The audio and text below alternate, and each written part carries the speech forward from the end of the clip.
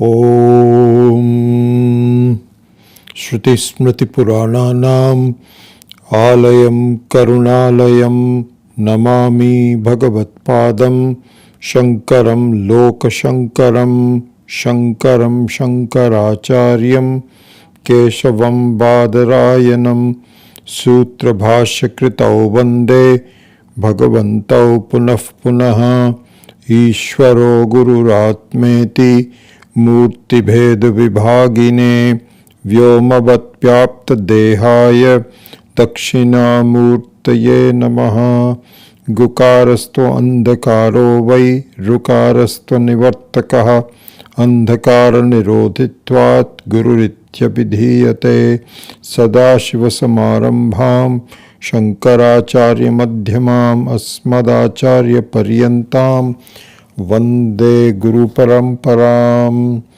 Om Sahana Vavatu Sahanau Bhunaktu Sahaviryam Karavavahai Tejasvinavadhitamastu ma vidvishavahai. Om Shanti Shanti Shanti.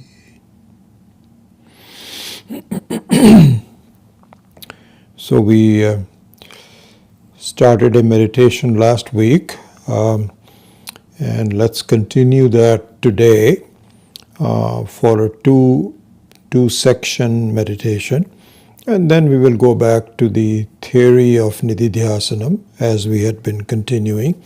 But for these 2 weeks, we will just actually do meditation. So let's do that. Let me turn off these lights.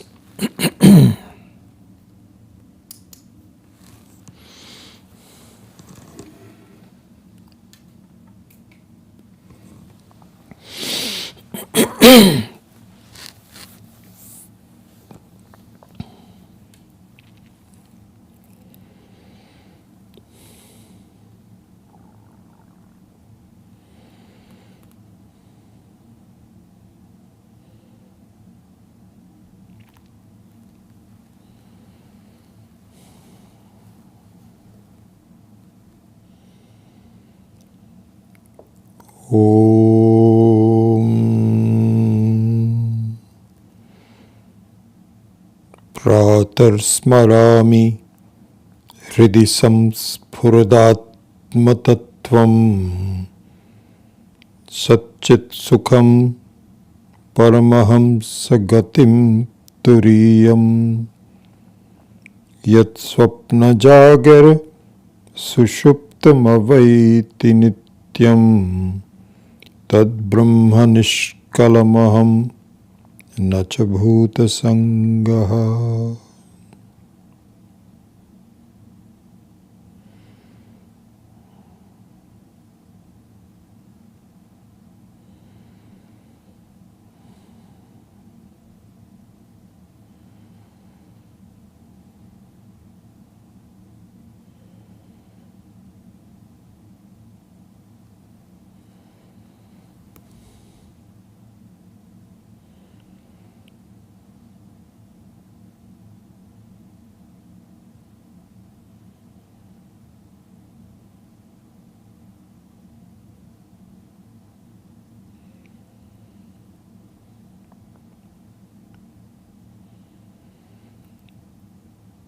I pray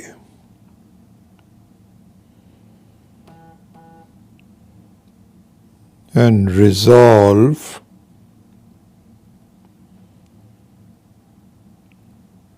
to follow the advice of the Vedas.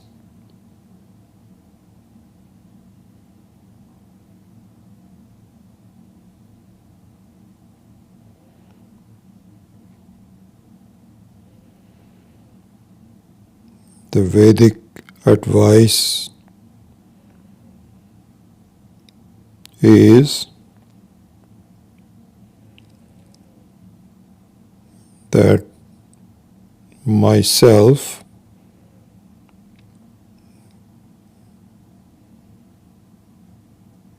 the nature of what I am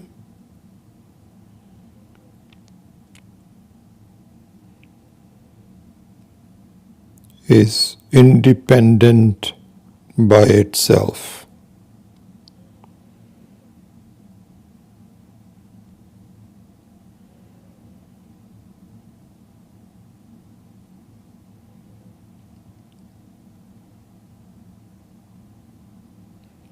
I resolve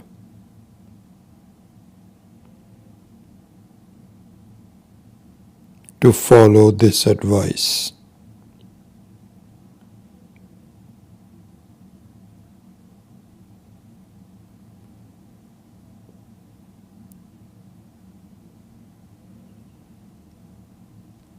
In my daily experiences, I don't follow this advice.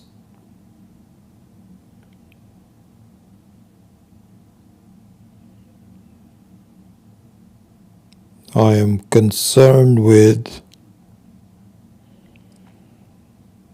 involved in the experiences of what I objectify.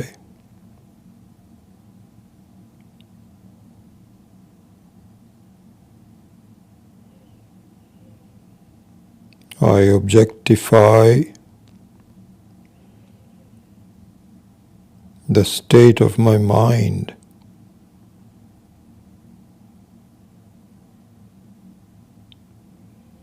How am I feeling?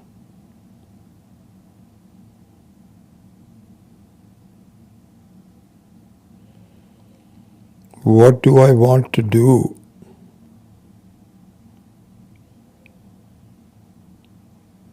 How can I accomplish things?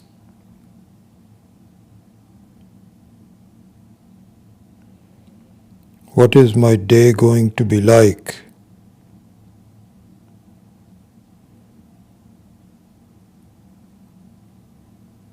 What have I forgotten that I need to remember? And so on.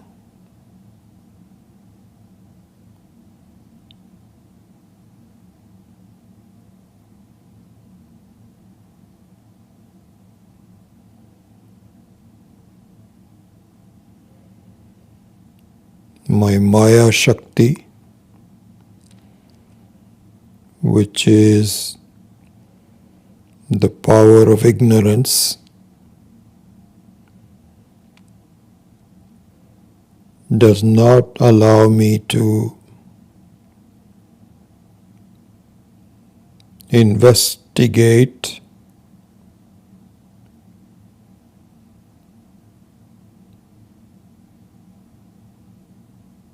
the advice of the Vedas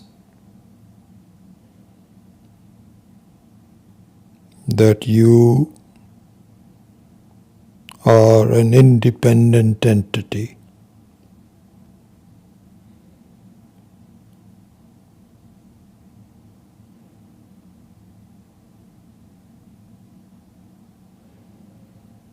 What that means is what I need to meditate on.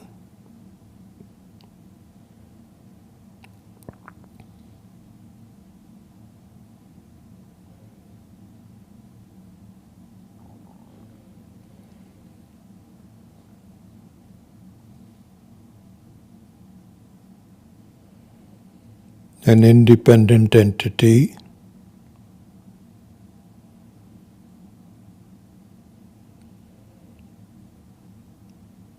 has nothing to do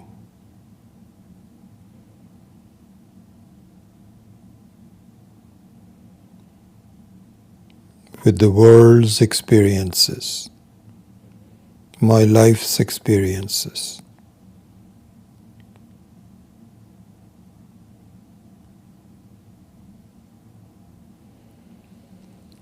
It is purely introduced to me by the words of the Vedas.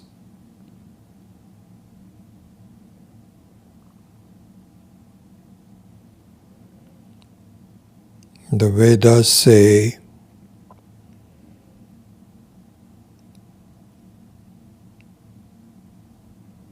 please reflect upon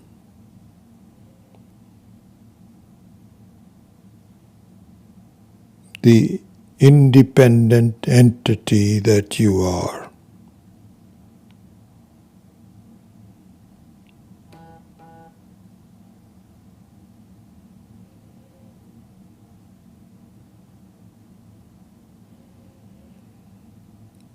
I need to meditate on, reflect upon what that means.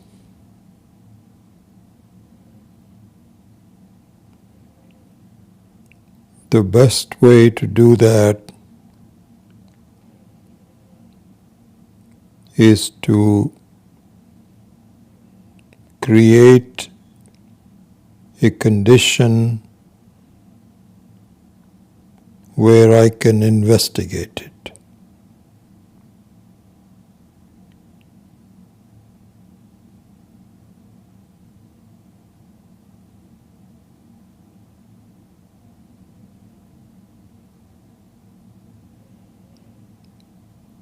I need to investigate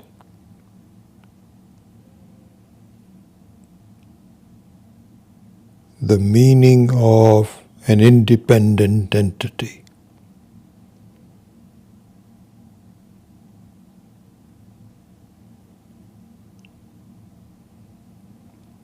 And I do this with the help of the advice from the Vedas, from the Shastras.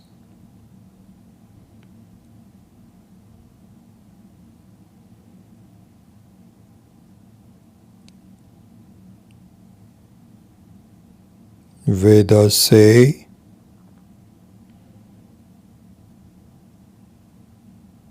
this independent entity that you are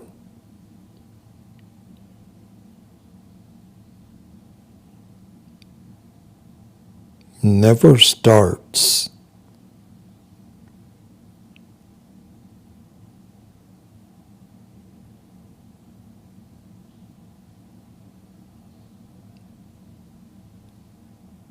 It is not born.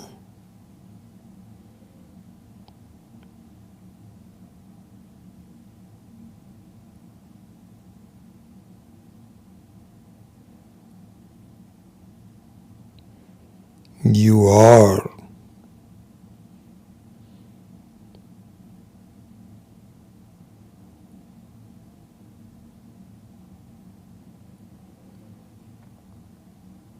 I meditate on the fact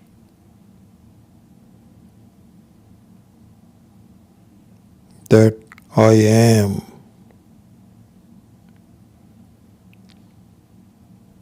not on the fact what I am.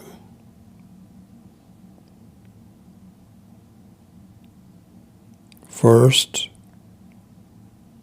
I meditate on the fact I am.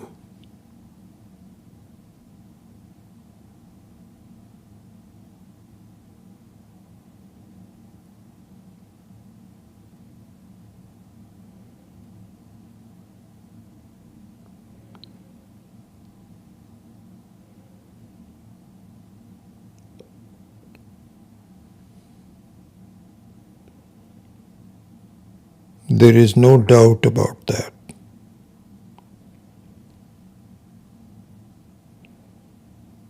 I do not go about inquiring whether I am. I am. By myself.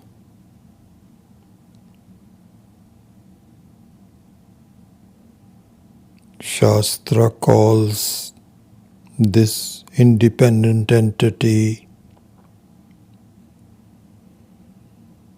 Satsvarupaha.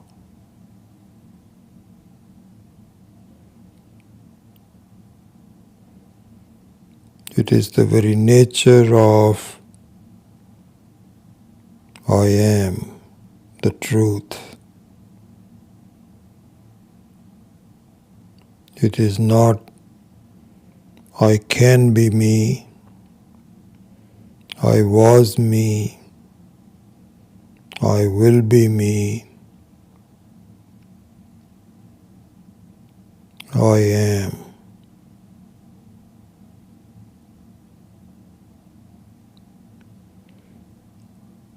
This does not require any proof.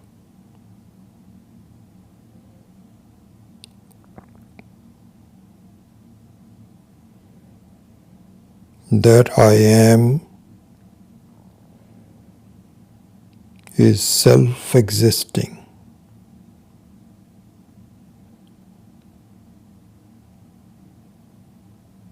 Shastra calls it Swatasiddha. I am Aham Swatasiddha. Swatasiddha means I need not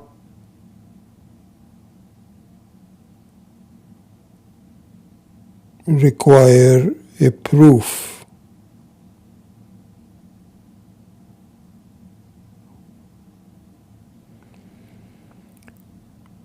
Everything else other than myself requires a proof. Some cause-effect relationship.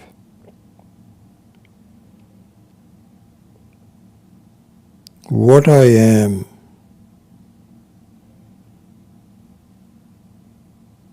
requires some proof.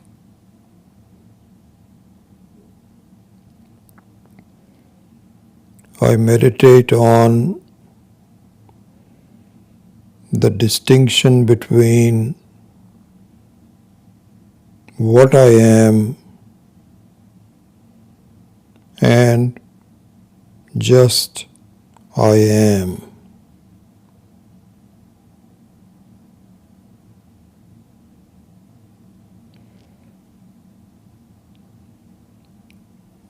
I am is Satsvarupaha.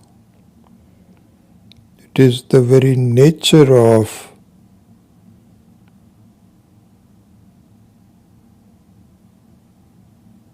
truth, independence.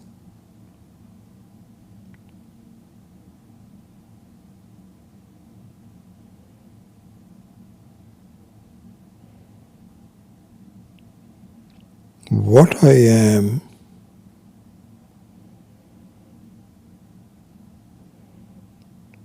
is a property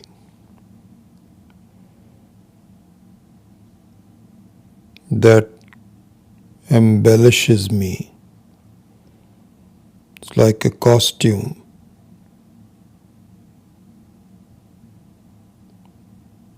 I am young.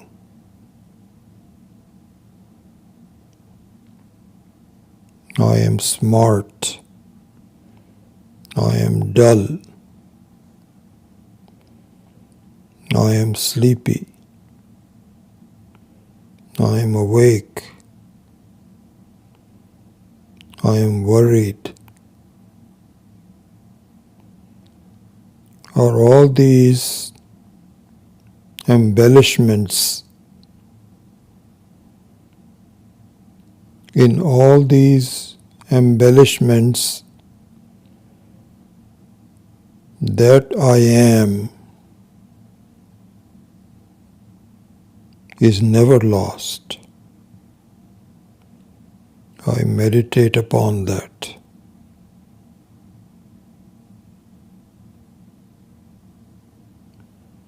Aham Swatasiddhaha, not Parataha Siddhaha. I am not dependent on anything. My embellishments are dependent on me, but I am not dependent on my embellishments.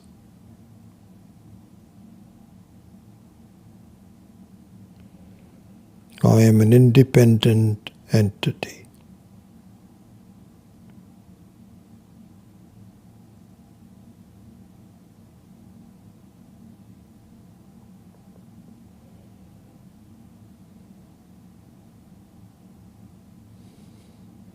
That I am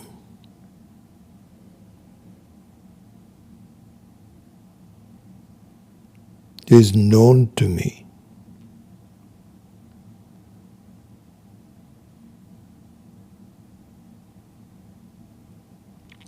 I am fully aware of the fact that I am.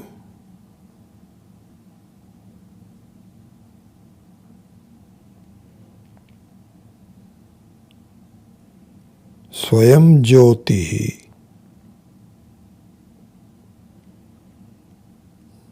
I am the nature of knowledge.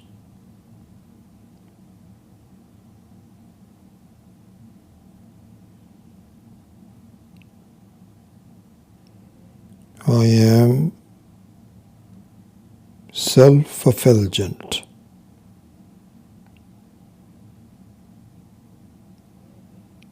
I don't need someone else to tell me I am. I know it.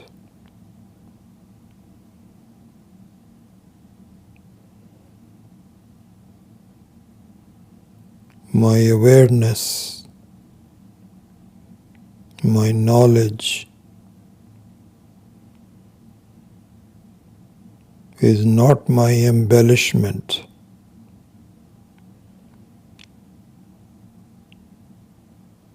It is me. I am the nature of awareness. I am awareness. I am and I am aware. It's one and the same thing.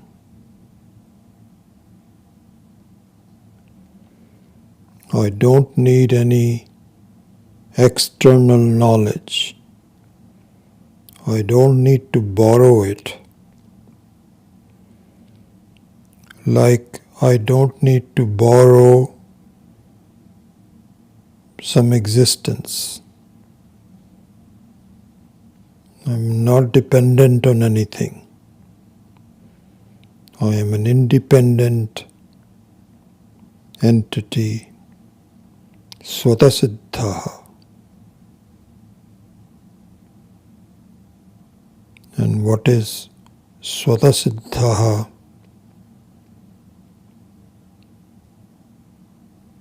Does not require a proof.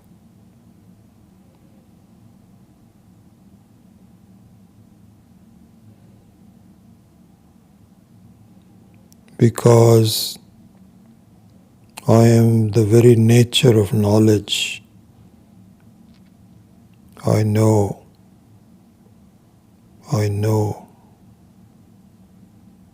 I know.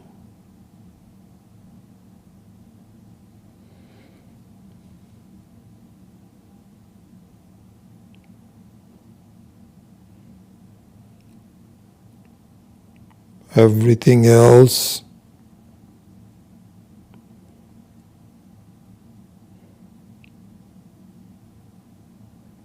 requires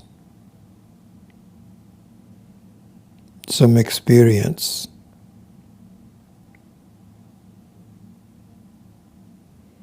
It requires knowledge.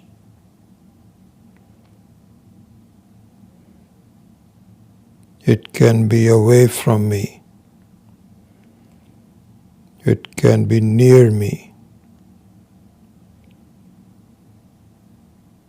It can be the object of my senses.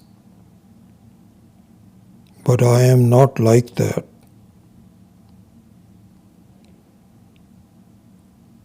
Everything else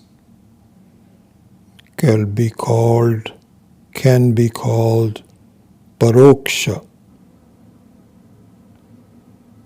distant, or pratyaksha, close to me that I can see and feel.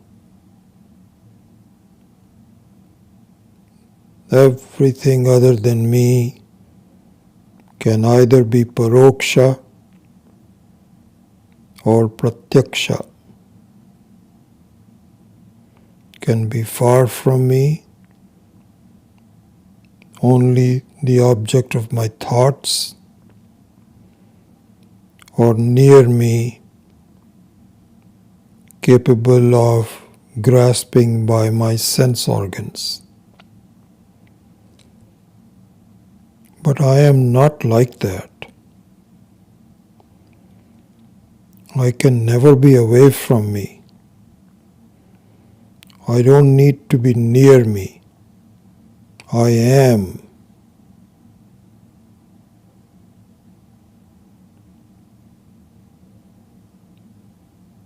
I am Sakshat Aparoksha.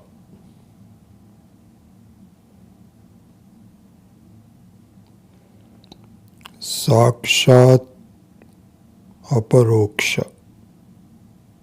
Aham Asmi.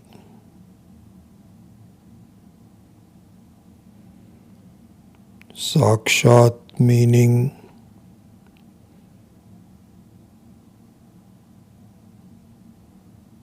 directly, not requiring any proof,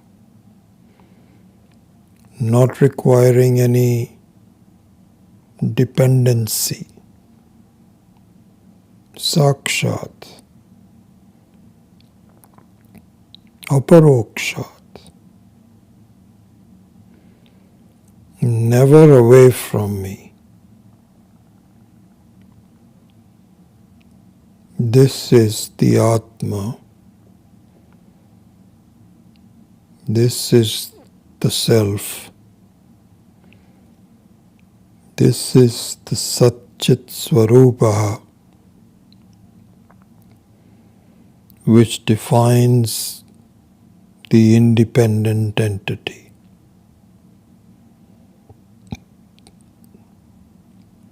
I pray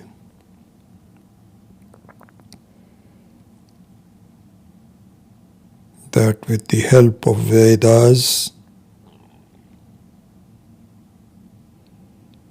I investigate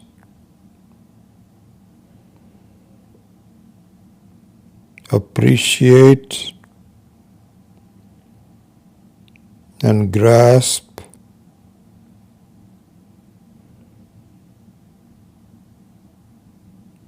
the independent entity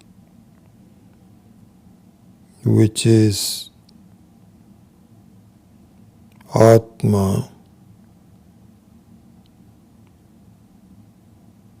none other than Brahman, Paramatma,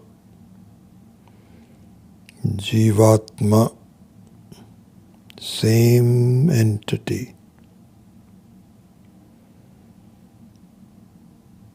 always there, never born, not subject to change, not subject to any destruction. This is Sakshat Paroksha Atma.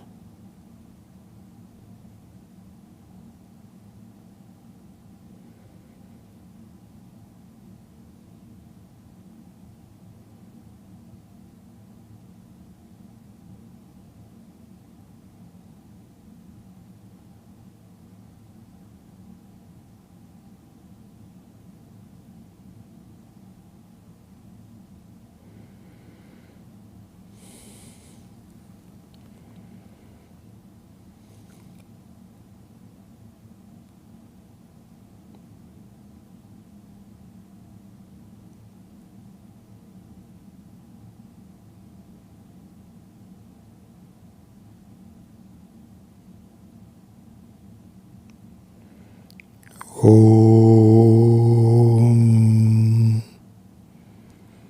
Shanti Shanti Shanti.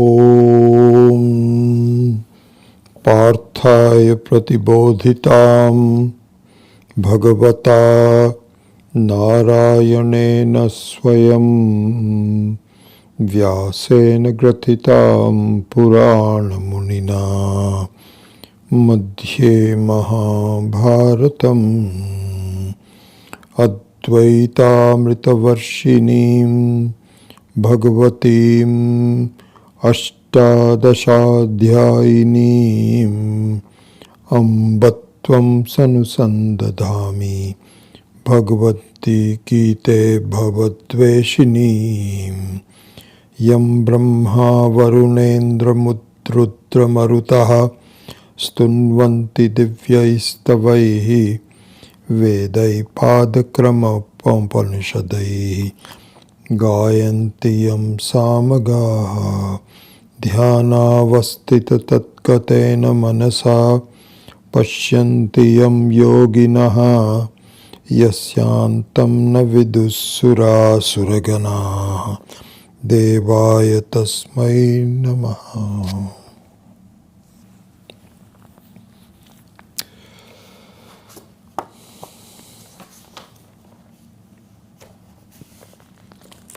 So in following the commentary of Sri Swami Shankarananda ji, one important thing to remember is that each of the Gita verses conveys certain key concepts, and all the Mahatmas that provide the explanations of the Bhagavad Gita, like in this case Swami Shankarananda, bring out those key concepts. So the whole text is strung together with the help of these important concepts, important thoughts. So we should pay attention to these key thoughts and to make a note of it. I would even say that as you chant the verses of the Bhagavad Gita, which we know, many of us already know that, and we can chant it, when we are chanting, the key thoughts behind them must be kept in mind, or should be kept, not must be kept in mind, but it will be nice to keep it in mind. And so for instance, we saw in verse number 21 of the second chapter, Veda Vinashinam Nityam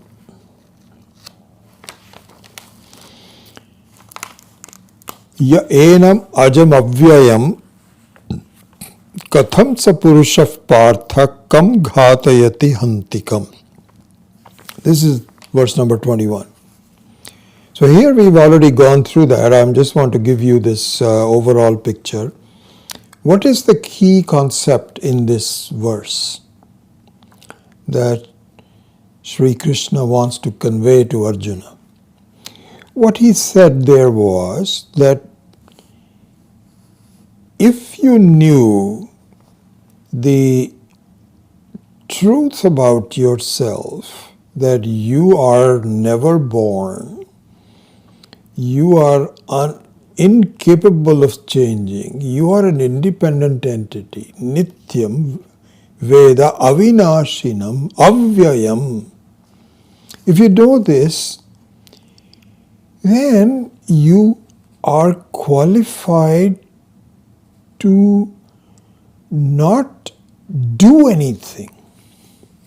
You don't have to do anything. You've already reached what you want to do, what you came in this life to do. So in the second line, Katham sa purusha partha kam khatayati kam hantikam, means you are qualified for sarvakarma sannyasa. So sarvakarma sannyasa means you don't need to do anything. You are done. What you came to accomplish, you have already done so. You become kritakrityata. Kritakritya.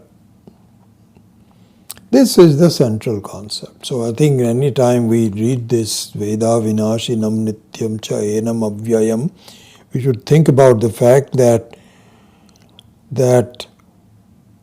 he's asking the students to understand that they are an independent entity, don't need to do anything. Because we already have some ideas that, I wanted to do this, and all the ideas of that I want to do this stem from the fact that I am not okay at this moment. But if you should know that you are okay at any time, then who will do what to anything? It doesn't make any difference. You are you just enjoy things as they are, and through the prarabdha karma, if there is something that needs to be done, if someone is dependent on you, or if you don't want to just go away without, a gradual process, you can enjoy life, it's okay, but you don't need to do anything. So anyway, I'm not going to go into more details, but the verse number 21, the key concept is what? Sarvakarma sannyasa adhikaraha. So here,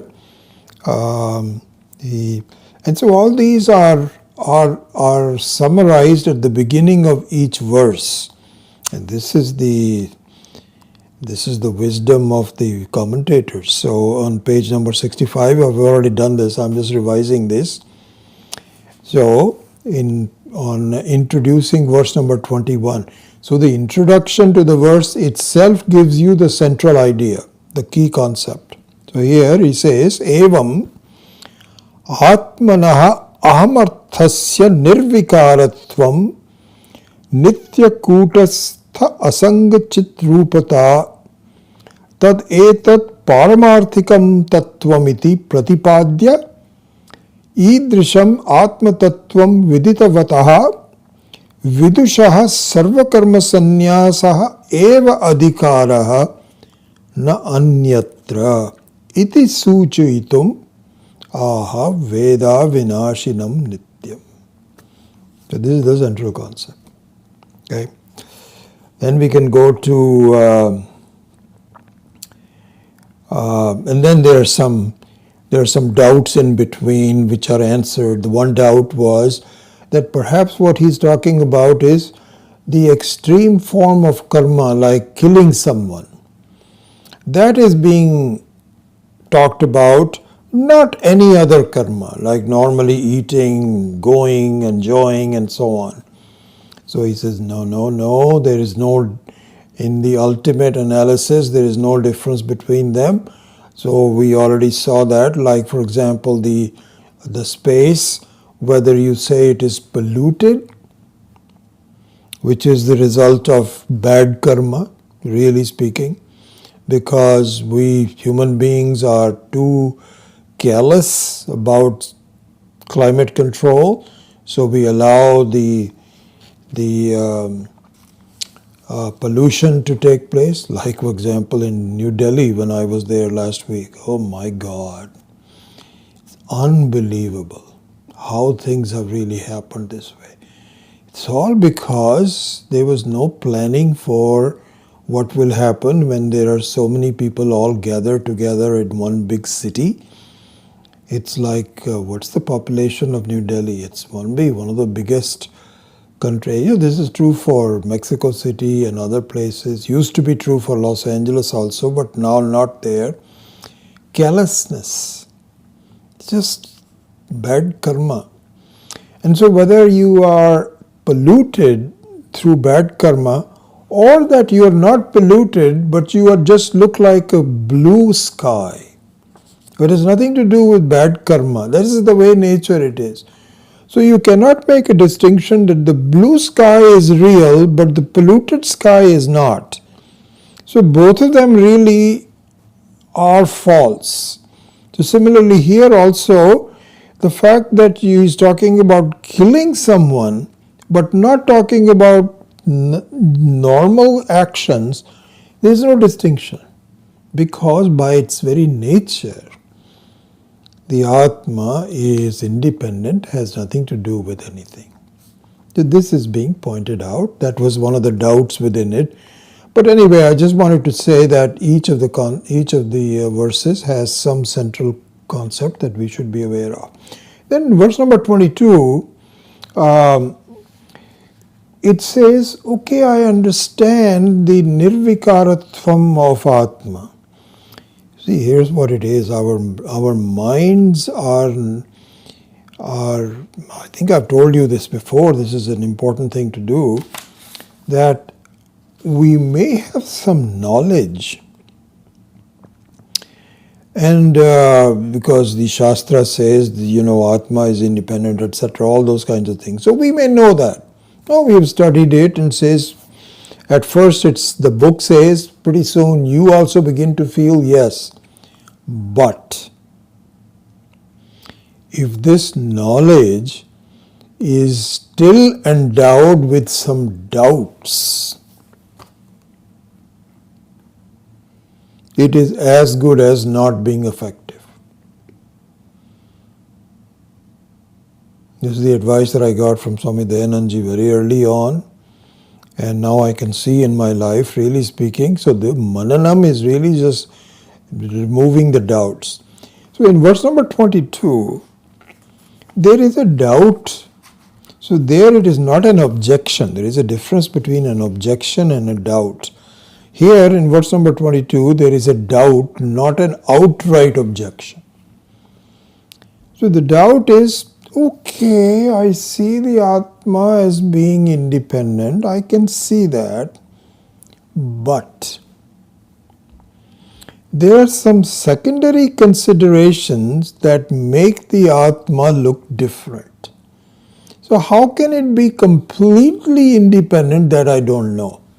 And there he gives the example that just like a sun rising early in the morning, through the mountains on the east looks different, then at the sunset time where there might be some mountains on the western side, it has a different look to it. So couldn't that be also true for the Atma also, that when you are born the Atma looks different, and when you are dying, the Atma looks different. So the Atma is different depending on what state you are in. Isn't that? This is a doubt. So that also was tackled up. The doubts had to be tackled. Said, no, that's not true, because it is just an appearance. Just an appearance. That the sun looks yellow, it looks crimson, it looks red. It is really the same color. The appearances are different. This is how this srishti is made, but it has no effect on the nirvikaratvam of the Atma. Doubt removed. So this was the central concept of rule number 22. Now we take up a brand new verse today, number 23. So let's go over that. So, let's just verbalize it. Nainam chindanti shastrani, nainam dahati pavakaha, nachainam kledayantyaapaha, na shoshayati marutaha. And then you can go to number 24 also. Achedyo yamadahyoyam, akledyo shoshya evacha, nitya sarvagatasthānuhu, achaloyam sanatanaha. So these two, let's look at number 23 and hopefully we can do 24 also today. Okay. So na enam chindanti shastrani. So it means that this Atma cannot be hurt by any kind of weapons. Na enam dahati pavakaha. So pavakaha means the one fire is called pavakaha. So the fire cannot burn it, cannot touch it. Nacha enam kledayanti apaha. Apaha means water. So the water does not wet it. Wet it means that it can dissolve it in some fashion. This is what happens when you have paper which is dry. It has solidity to it. When you put that in water, it loses its solidity and slowly disintegrates. Doesn't happen in the case of the Atma. Na shoshayati marutaha. So marut is called the Vayu. And so what the Vayu does is it dries things, takes the water away. That's not possible for the Atma. So na enam chindanti, etc. So here in an introducing this verse, Swami Shankaracarya says, so here doubt is articulated here on the top of the verse of page number 71. Nanu means doubt, or could be an objection. It could be a solid objection, or is he a doubt? So generally speaking, it's a combination, one or the other. Anyway, nanu ghata jalad nashat tatra stha pratibimbasya iva shastradina deva vinashe sati atmanah api tatra upalabhyamanasya charama vikaraha syad eva ataha vikriyatvam asiddhamiti aha na enamiti. One more time, I'll just revise, just say it one more time and then I'll go into the details. Nanu ghata jala nashat tatrastha pratibimbasya iva shastradina deha vinashe sati atmanah api tatra upalabhyamanasya charama vikaraha syat eva ataha avikriyatvam asiddham iti aha na enam iti. So here's a doubt. He says, wait a second. Weren't you saying that the manifoldness that is an appearance is simply a reflection of the singularity of the Atma? You have been saying that, haven't you? And so we said, yes. There is a singularity of the Atma, but because Ishvara cannot create something without having manifestation of plurality, and the plurality can only occur because of reflection alone. In other words, there is only a real single person, but the plurality is based on its manifoldness of the singularity. Like, for example, if you're standing in front of many mirrors, then you may have 17 people that you are looking at, but there's only one person. The other people are not real. You cannot say, now I became one, now I am 17, 18. No, that cannot happen. It's only still you remain the same person. So he says, this is what you have been telling me. So we say, yeah, absolutely. So the example is that one sun can be reflected in, supposing you have earthen pots with water. And this is the example given many times, that sometimes you have an earthen pot which is pure water, another earthen pot sitting next to it with green color water, another one which is muddy water, another one which is yellow water. So now the same sun will look clear in one case, blue or green in another case, polluted in something else, but that doesn't mean that the suns are all different. It all depends on how you're looking at it. It's the same sun reflection. So this is the example. So now he says, wait a second. If suppose, so you're saying that really speaking, each of us as human beings, we have a reflected consciousness in our minds. So whenever I say I am such and such, my self-estimation of who I am, what I am, is with the reflection of the same Atma, but particularized by my own personality.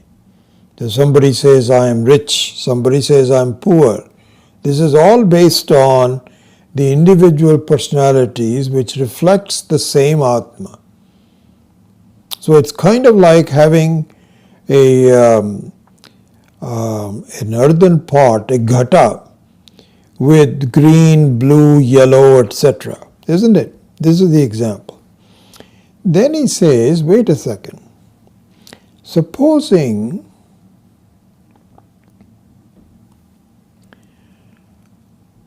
so I am now a reflected reality. Okay? Each of us is a reflected reality. So reflected reality means we have a certain age, we have a certain situation, we have diseases of the body. All those kinds of things are associated with the reflected reality. So this is like the water contained in some kind of a vessel. Supposing the vessel is broken, because my reflected reality appears to be inside my own self, inside my own body, and so on and so forth. So what if the body dies? If the body dies, doesn't the reflected reality also disappear? This is what he's saying. Now let's look at the Sanskritam. He says, Nanu Ghata jala nashat tatrastha pratibimbasya iva. Ghata jala means the water in a pot. When that is destroyed, when the ghata is destroyed, what happens to the water? The water disappears. It just is no longer reflecting the sun. Ghata jala nashat tatrastha pratibimbasya iva. Just like the reflection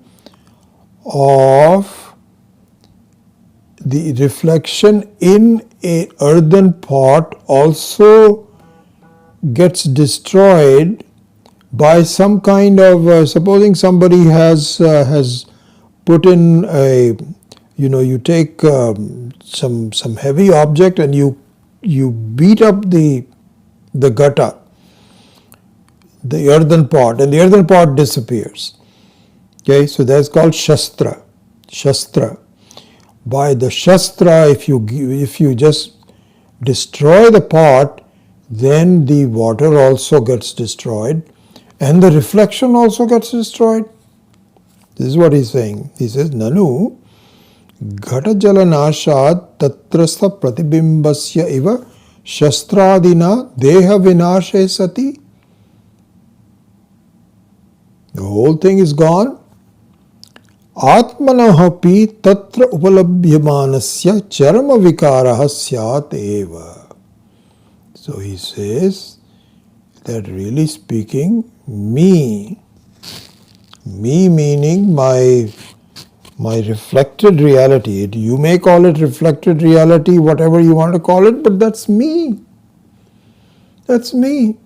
So if I have a problem with my body being destroyed, so I am also destroyed. Charama vikaraha. Charama is an interesting word. Charama means extreme, total, absolute. So charama vikaraha means not just a small change, the whole destruction. It just completely destruction. So he says, because of that, syadeva ataha, therefore, this is his argument, because of the reasons for the argument, I already gave you, he says, ataha avvikriyatvam asiddham. So that means that the nature of my reflected reality is not established. The fact that I am avikriya, I cannot change, is not established. So this is my doubt. What do you have to say about that? So the answer is now given. Shasyante padarthaha ebhi iti shastrani. So he defines the word shastra, because the shastrani is nainam chindanti shastrani. So there is a difference, amazing difference between shastra and shastra. Shastra means a weapon. Shastra means the wisdom which is conveyed. Totally opposite to each other. Here, shastrani.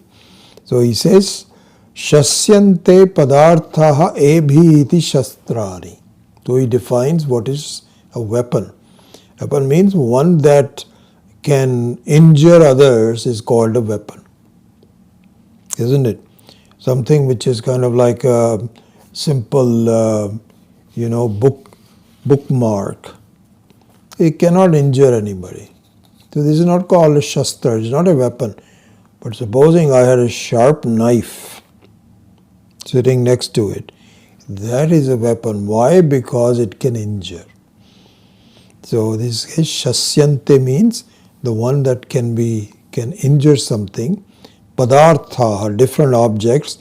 Ebhihi mean by this. Shastrani.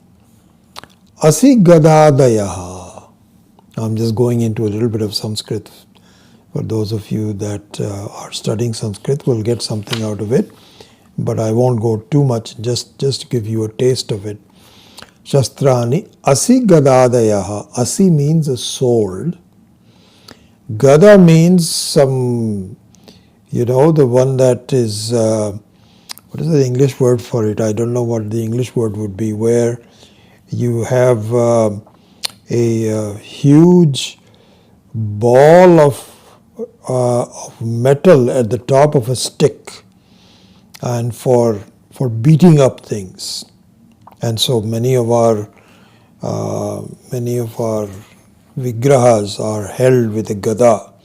The gada means by force. So that's what it means. Asi gadadayaha prithvi vikaraha. So these are prithvi vikaraha. Prithvi vikaraha means they are all made out of solidity, earth. Dehavat enam prakritam atmanam na chindati iti anvaya vishlesham na kurvanti. So he says, listen, anything which is made out of earth cannot injure Atma. Cannot injure Atma. So now a very interesting logic is given. Okay? The interesting logic is interesting. If you look at the Taittiriya Upanishad, so this logic is very clearly given. So there it says, so you have Karana Karya Bhava. So you have a cause-effect relationship. Right? The cause-effect relationship. Now the effect cannot injure the cause. Like the ornament cannot injure the gold that it is made out of. Isn't it? The gold can injure the ornamentation, but the ornamentation being the dependent on the karana, the cause, cannot injure it. So this is the thing. So in our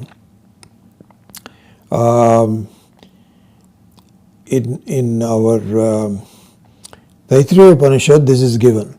So he says, Akashat Vayuhu. From Akasha, which is the cause, Vayu is born. Vayuhu Agnihi. From the air, Agni is born, fire is born. Agnehi apaha. From the fire, water is born. Then apasya prithvi. I forget with this apasya, because apaha is a very, I don't remember the sixth case of the apaha, but I just said apastha. I don't know what I'll have to look it up. But from the water, Prithvi is born. So this is the thing. It goes through into a progression. Akasha, Vayu, Agnihi, Apaha, Prithvi. So Prithvi is a fifth effect. It is already, from Akasha, you this and so on. So Prithvi cannot now injure the Akasha. So pollution is a Prithvi, because you have all these particles, and the particles are made out of, it's a combination of Vayu, it has some Agni, etc. But it goes all the way up to pollution, means it has particles. No, particles cannot injure the Akasha. What to speak of the Atma? Because the question is, what is the difference between Akasha and Atma? For this we should know this very well, that Akasha is also a karya of the Atma.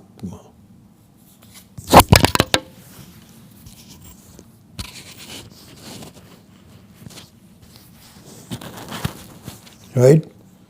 Akasha is an effect of the Atma. How is it an effect of the Atma? It is dependent on the Atma. It is born out of the Atma. How is it born out of the Atma? You should see this. So, Akasha is also a concept. It's a concept. It is a thought. Everything is a thought. Everything is a modification. Everything is a reflection. And so the Akasha is the subtlest reflection. Akasha is there because you are there. You articulate it. And you do it differently. In the dream, you have a dream Akasha. The dream Akasha is different from the waking Akasha. And in sleep Akasha, you have a different Akasha. So there are different Akashas. And all of them are dependent on the Atma, the consciousness. So therefore, the consciousness is one step even away from the Akasha. So if that is the case, he says, how is it possible that a weapon which is made out of earthen material, all the weapons are made out of earthen material, so they are refined and they are made into a metal, and then so the gada is made of the metal, sharp knife is also made out of the metal, metal comes out of the earth. So the earth, how can the earth, it cannot even touch the space, let alone the Atma. Not possible. Not possible. So therefore, you cannot say that because, so really speaking, the answer given is that even though the reflected consciousness goes away by the breaking up of an earthen pot, and therefore the water goes away and so on. But really speaking, you are always the sun anyway, which is independent of the earthen pots. You just thought you were the reflected sun. You are the real sun. It's like saying somehow I just got involved with the fact, this is what they say, that animals, when they see a multiple mirror, they get very confused. Same thing with very young child. And so they all think this is real.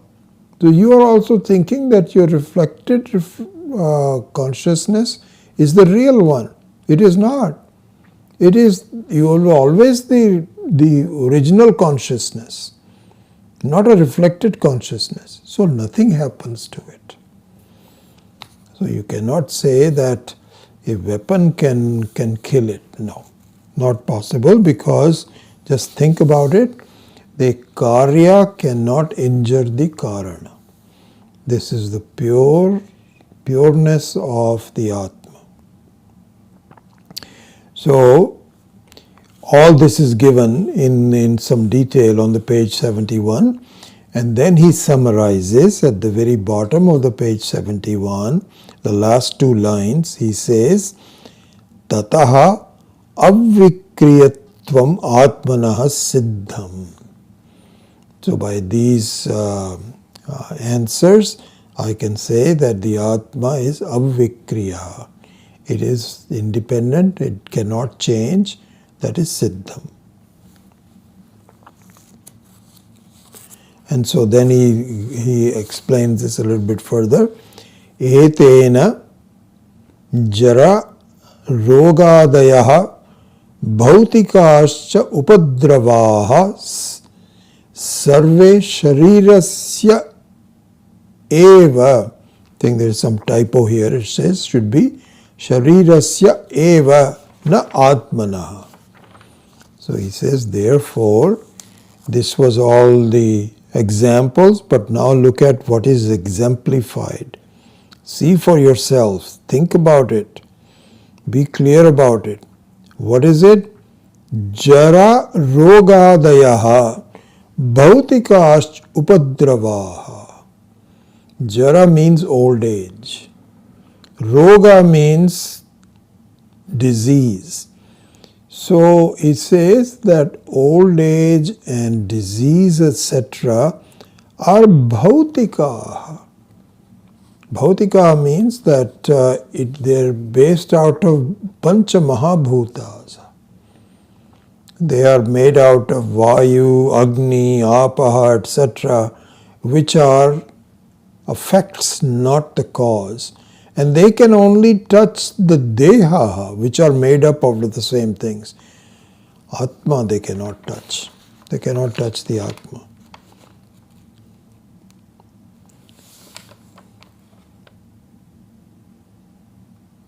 So anyway, he completes that sentence. I think that's pretty obvious.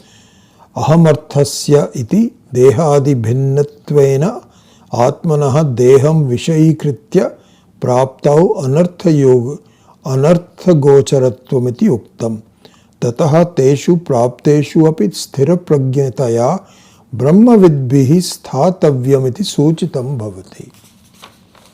So he ends it by saying, please, people who know what is going on, who can see the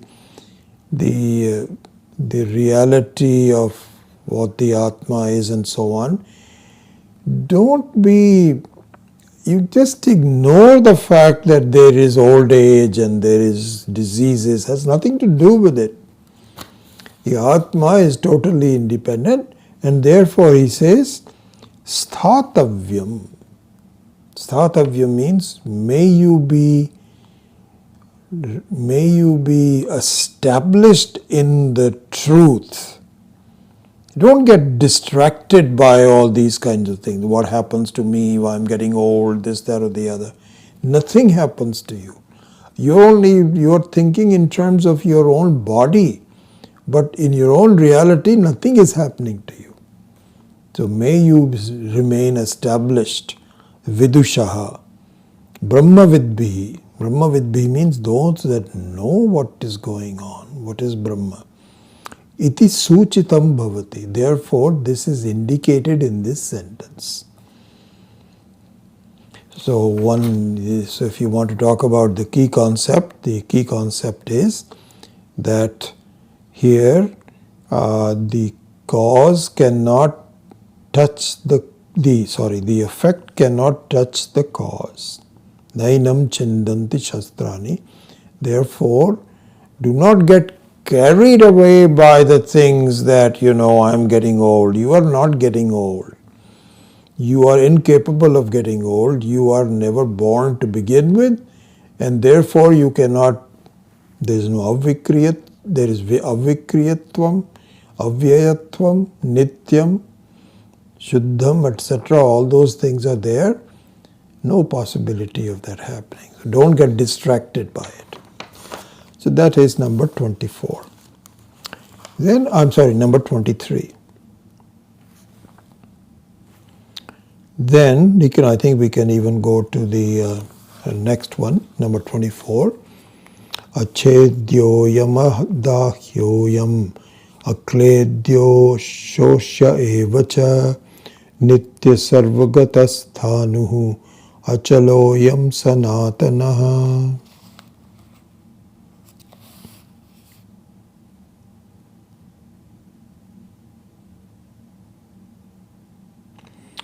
So here this verse does not introduce something drastically new. It just clarifies the rather stark and an amazing fact given in the last verse. The amazing facts, the stark facts were given was that please see that the karya cannot affect the karana. That was the introduction. That introduction is solidified with this verse, So it's a solidification verse, not a new verse. So he says that in the introduction. He says, this is on page 72,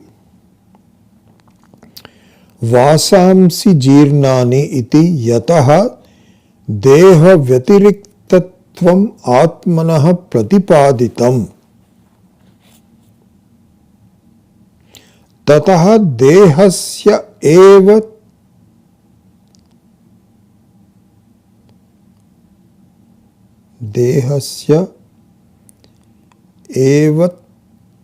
chedadayah drishya vishayakaha न स्वात्मनः निरवयवस्य इति छेदक्लेददहनशोषणानि भूतश्च चतुष्टयकार्याणि न प्रसरन्ति आत्मनः इति स्फुटम् आह अच्छेद्यः.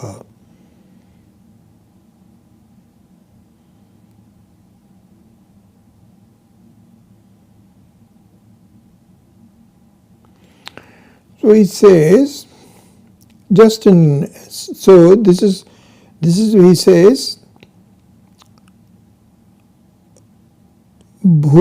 let's look at backwards this sentence.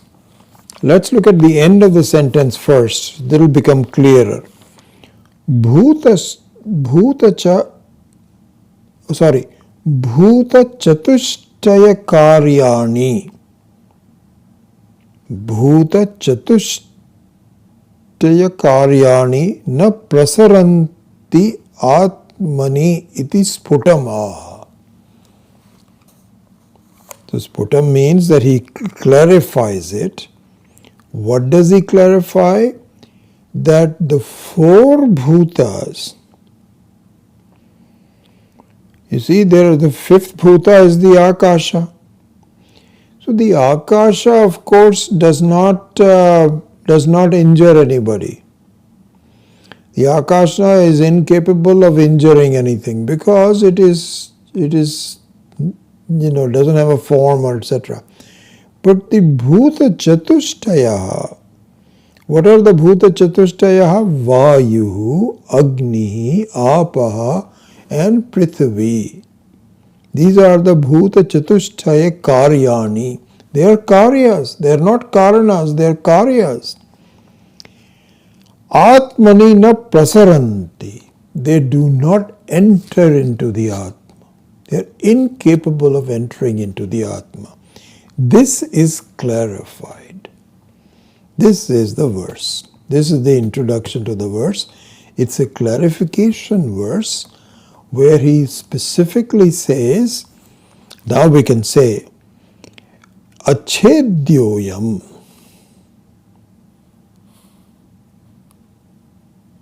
Anyway, we'll look into that in a minute, just a second. So now if you look at the actual explanation of the verse, one very interesting thing. He says, Sanatanaha, there's a word at the end of the verse number 24, Nitya Sarvagata Sthanuhu Achaloyam Sanatanaha. So Sanatana Dharma. This is what we say, the Veda is Sanatana Dharma. Sanatana Dharma means the one which is the original, so here he clarifies the word Sanatanaha. He says, Sanatanaha Anadi. Beautiful. This is worth noticing. So when you say that, somebody says, hey, what sampradaya are you following? Are you doing, Hinduism, and what kind of Hinduism? Because there are different kind of Hinduisms also. Vishishta Advaita, Dvaita, Advaita, etc. Or you can even say Arya Samaj. The old Swami Dayanandji had started the Arya Samaj, which was a kind of a little bit of a mixture of the introduction of some non-Hindu religions, also part of that. Sanatana Dharma means the what is called the original. Here the word Sanatanaha is given in a adjective Anadihi. Anadihi means one which was never begun. Beautiful. Really speaking, Vedya is called Apaurusheya. It is not done by a human being, it is done by Ishvara himself. And Ishvara is not begun, it is always there.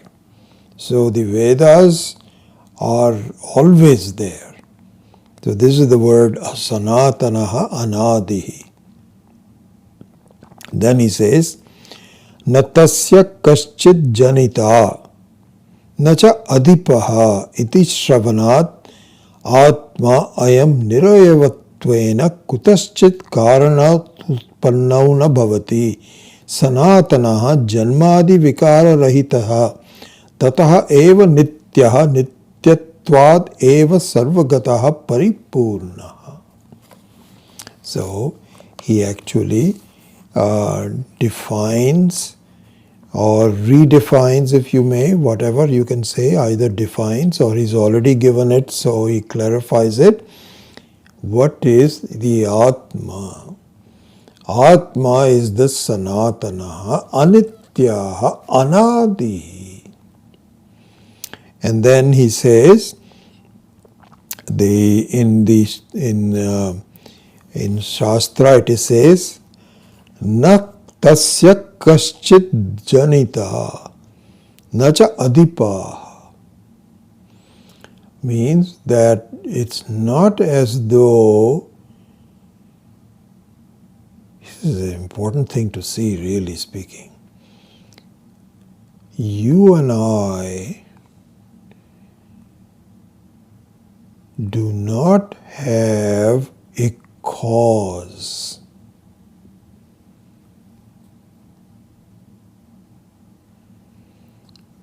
There is no janita. There is nothing that caused us.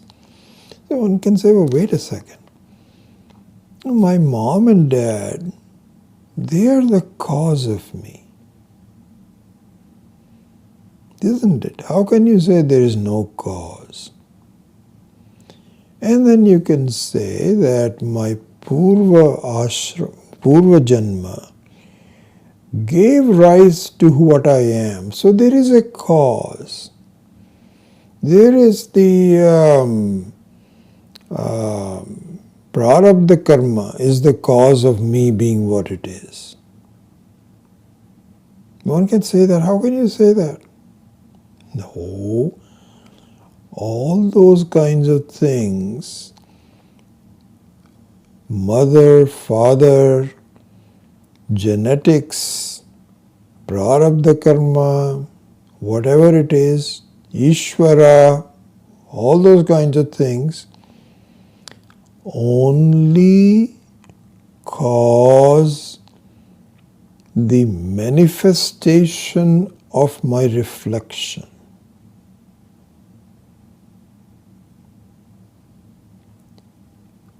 But the original Atma, which is Sanatanaha, is never caused. It is never born. It's always, the consciousness is always there. Nothing is possible without consciousness. Even birth is only possible because of consciousness. So this independent entity called Brahman, Atma, see, it is always there. This doesn't need to be caused. The causing would have to be done through the karyas, which is the Pancha Mahabhutas. But the Atma is always there, uncaused. And Adipaha means that it one who controls, one who is the king, because the king is the controller. or some, not only king, but the world is a controller. There's no independent. This is what Shravanat. So therefore he says, Natasya kaschit janita nacha adipaha iti Shravanat Atma ayam niravayavattvena kutaschit karanat utpannaha na bhavati iti sanatanaha. Therefore it is sanatanaha, which is anadihi. Janmadi vikara rahitaha. So therefore it is devoid of any kind of changes because of being born. Therefore tataha eva nityaha. Therefore it is always the same. No matter what you do some punya karma or papa karma or no karma, it doesn't make any difference. You are always there. I am. So janmadi vikara rahitaha tataha eva nityaha. Nityatvad eva sarvagataha paripurnaha. So he says that because it is nitya, it is always there, that means it is sarvagataha. Atma, the conscious entity, is always there at all places, at all times. You cannot have anything without first having the consciousness. Sarvagataha. New baby, old people, whatever, here, Africa, USA, India, you can go to any place, there is Atma is always there.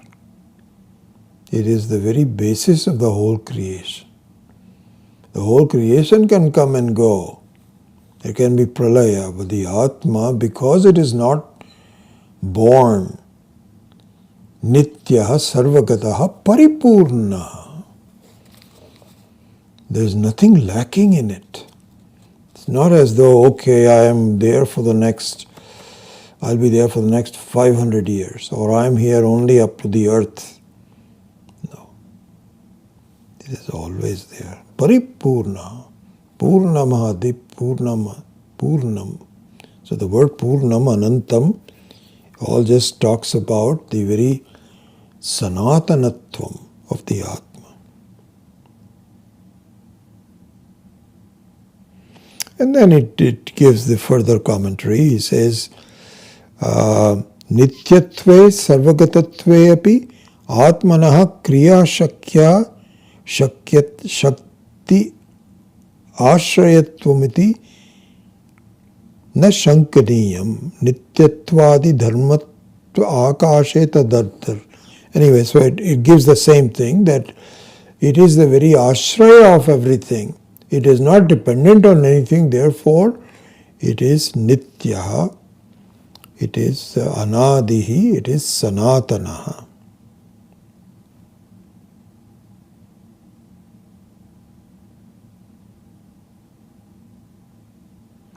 There's one interesting thing, we can just finish this. So, if you look at the second from the end line of page 72, the second from the last, he says, Sanatanatva visheshena na nirvikaritvam. Sanatanatva visheshena nirvikaratvam. Nityatva visheshena pramanantara badhyatvam. Sthiratva achalatva visheshanabhyam kriyayaha anashrayatvam iti vishayatvam. Anyway, the only thing I wanted to point out, has all these cause and effect relationship, but just look at this. He says, by the word sanatana, sanatana visheshena, visheshena means that the citing of the particularness of the word sanatana proves nirvikaratvam. That means it cannot undergo any change. One which is never born, because it is anadi, how can it go undergo any change? Because to make a change, you need to have some parts, you need to have some vishesha, etc. No, it is always there. Nirvikaratvam. Then the next one is the one that really I want to emphasize. This is the one. Nityatva visheshena pramanantara abadhyatvam. This is very interesting. Really has caught my attention. Nityatva visheshena. Where is the word nityaha? Remember this? This is in the verse number 24 itself. Second line. Nityaha sarvagataha sthanuhu achaloyam sanatana. So this is a redefinition of the word Atma. Nityaha.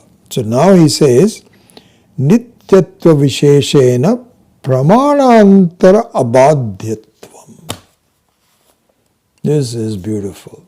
He says, by the fact that you are nitya, that means you cannot be negated by any proof. Pramanantara. So there is no need, there is no there is no possibility of anything that can prove its non-existence. Pramanantara abadhyatvam. Abadhyatvam means it cannot be negated. It cannot be hurt. What cannot be hurt? Nityatva visheshena. Nitya means it is always there. This is the beauty of the Atma, is that you may not appreciate it for a while, but once you do, you're done. There's nothing else that needs to be done. Nothing can disprove it. Nothing can disprove it. It's factual. Why? Because it is svatasiddha. It is independent.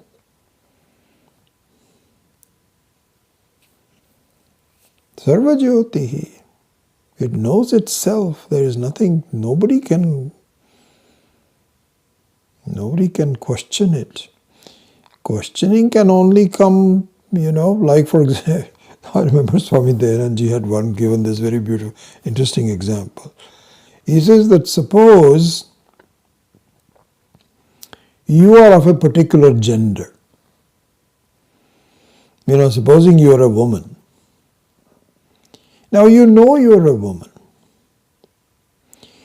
And suppose you are dressed up differently. Sometimes, you are, especially in these cold times, you have all these kinds of things, and you got mufflers and all kinds of things and so on.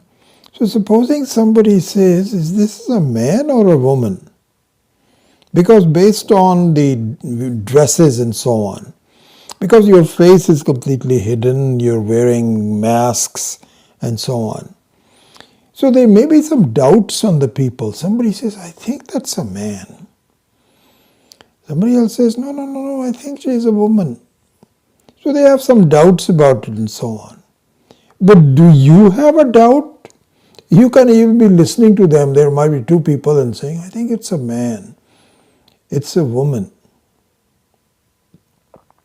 Just recently when I was coming back from India, so they have two security lines, and so they don't always have that, but in your case there was two security lines completely.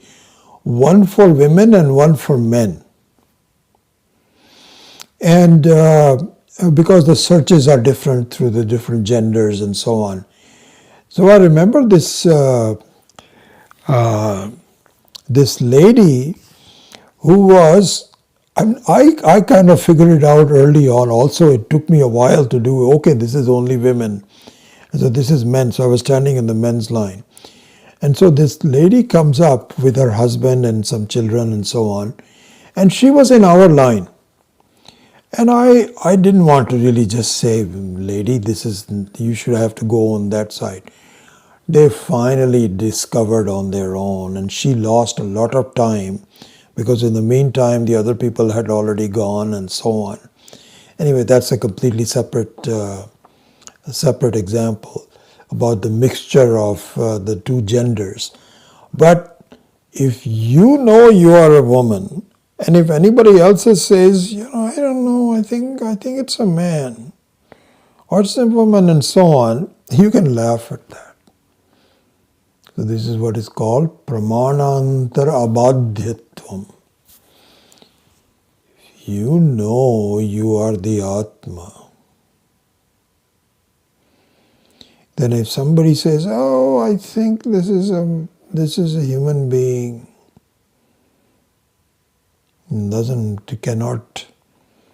cannot question it, cannot violate it, cannot touch it, cannot destroy it, you are the Atma. So nityatva visheshena pramanantara abadhyatvam. I thought that was a very beautiful example by Swami Shankaranandaji. Anyway, I've gone over time a little bit. So with that, I close the class. Om asato ma satkamaya tamaso ma jyotirgamaya mrityorma amritam gamaya. Om purnamadav purnamidam purnat purnamudachyate purnasya purnamadaya purnamevavashishyate. Om Shanti Shanti Shanti. Hari Om Shri Gurubhyo Namaha. Hari Om.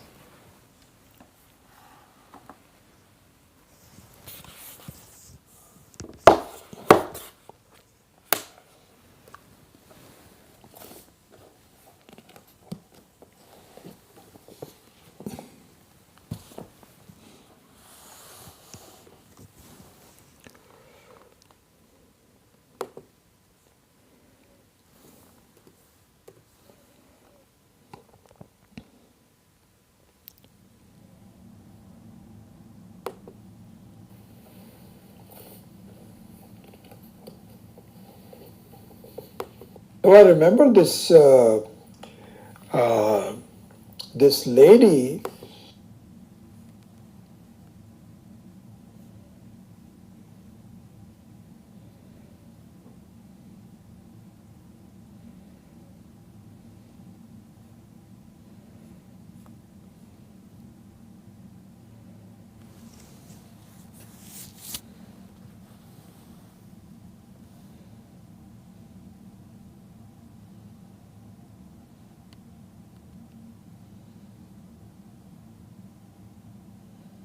Yeah, Virendra, you're right. Gada is a mace. Yeah, that's the word I was looking for.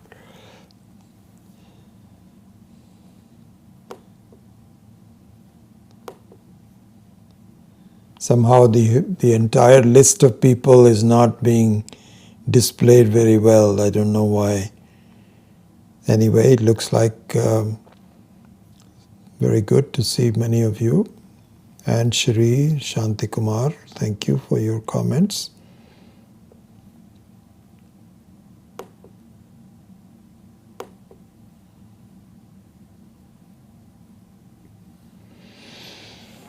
All right, good. Good to have you here. And we will, I don't see if there are some comments. Somehow this is being truncated. And I'm not sure what I've done.